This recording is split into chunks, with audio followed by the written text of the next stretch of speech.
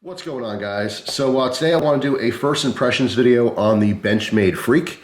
This one specifically the 560 BK. There's a couple versions of this knife. This one is the full size with the black coated blade. I say first impressions because I just got this knife a couple days ago. I only carried it once, but I did use it around the house a little bit, and I definitely have some opinions on it. I'm not 100% sure whether I'm going to keep this or trade it off right away. I don't know if I'm going to do a full review on it or not. I was kind of curious about this knife when it first hit the market. I heard some mixed opinions on it. Some people loved it, some people hated it, but that can be said for pretty much every knife that comes out. But I want to get one in hand, to try myself. So I was offered it in trade, and I jumped on it. Actually, soon after I was offered this one, I was offered a different one. But anyway, essentially what this is to me is a spin-off of the Benchmade Griptilian. It's essentially a rubberized Griptilian. Okay, very similar in a lot of different ways. This is a grivery, hard plastic type material, and then all the black that you see here is rubberized, okay, or rubber coated. I'm not sure the exact process there. It's very, very stiff and hard. There's obviously a hard frame underneath it, but it very much feels like a tire, like a super hard rubber. It's very grippy, in the hands. When I first opened this, I fell in love with it. It's just super comfortable. It's very hard to explain. It just feels really, really nice in the hands. Obviously this one has an axis lock on it. All right, so you have all the benefits and fun of a Benchmade with an axis lock. This one is in S30V. All right, so the performance of that steel is very nice. The blade shape is great. Like I said, kind of along the lines of a Griptilian. If you happen to like the Benchmade Griptilian, you would think you'd probably like this if you happen to like the rubberized handle. Now, I did really like the rubberized handle until I started EDCing it, okay? The second I put this knife in my pocket, I immediately realized why some people don't like it. This rubberized finish, although it's super comfortable in the hand and everything, it grips like crazy on material, okay? So I happen to be wearing a long sleeve shirt today. It just grabs. It grabs like crazy. So when you go to put this in your pocket, what happens for me anyway, is it grabs the material and it just catches it and it wants to pull the pocket all around, all right? Luckily, the pocket clip, it's not luck, it's obviously designed this way, but it lands on the hard plastic part of the frame, which is gray here, all right? But even so, all around here, it just grabs the material, so it bunches up the pocket material. It's definitely harder to get in and out of the pocket than pretty much every other knife. Period. There's a couple knives out there that have like really stiff clips, cold steel specifically, that's kind of a pain getting in and out of the pocket. It's something that most people don't focus on that much, but if you're going to be buying a knife like this and carrying it, how comfortable and how convenient it is to get in and out of the pocket, because that's what you're doing. You're going to keep it in your pocket. When you have to use it, you have to take it out, right? Once you use it, you got to put it back in. So this is something that I focus on a lot, and it's definitely something I did not like about this, all right? So the advantage of having a super comfortable grip, which it is, it's super comfortable. The design is very nice. There's a little step off here, which is a little bit different than a Griptilian. Very slight finger choil, all right, jimping on the back. It's just, overall, it's very comfortable in the hand, but the actual feel of this kind of rubberized finish is just really cozy. It feels like I can use this knife for hours and not have any hot spots or any fatigue or anything like that. But when it comes down to the functionality of it, just grabbing the pocket material is just crazy. It's just something that I don't know if I can get over. There's just too many other knives, to choose from to say, yeah, this is the one I want to carry all the time. You know what I mean? And it's really unfortunate because the big pro that makes this knife different is also its con, for me anyway. Now, obviously, long term, there might be other issues because it's a softer rubberized material.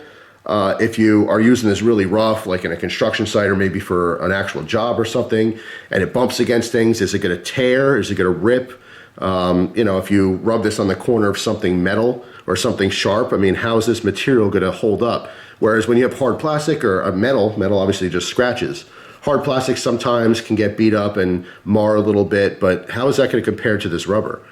Also, just something as simple as like fuzz. If you have animals in your house, pet dander and hair and stuff like that, it just sticks to this type material like crazy. If you're neurotic about keeping your knives like clean, you're constantly cleaning them, and that might be an issue for you.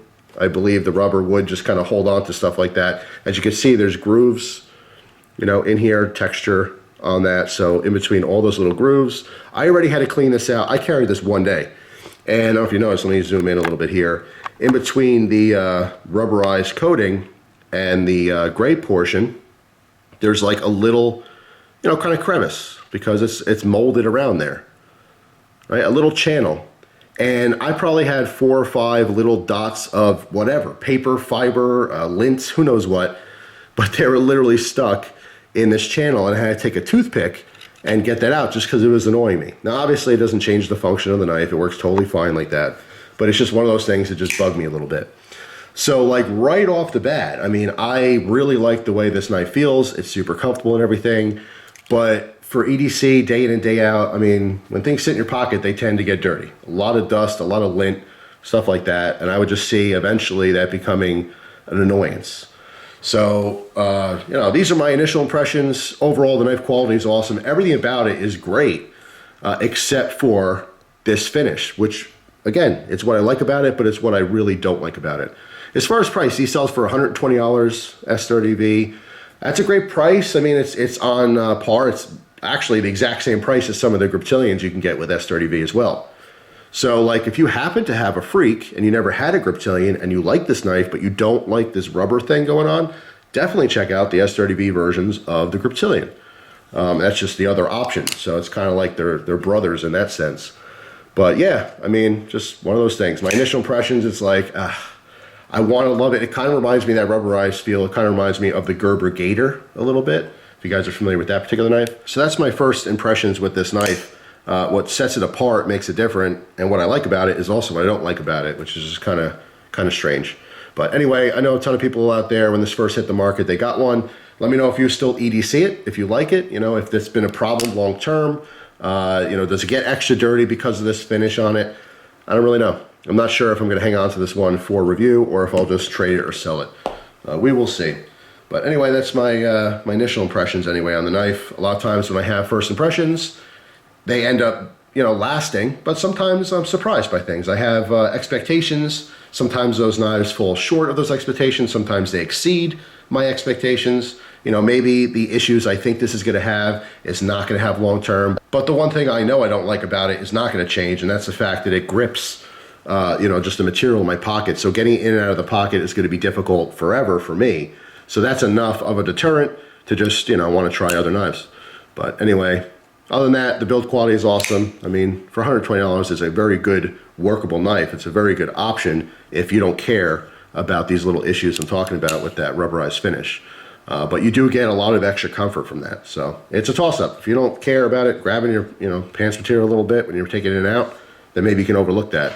But looking for your opinions, your feedback on this knife. If you've got this since it came out and you've been carrying it every day, you let me know what you think of it. So that's all. Thanks for watching. Hope you guys have a wonderful day, and I will see you tomorrow with another video. Take care.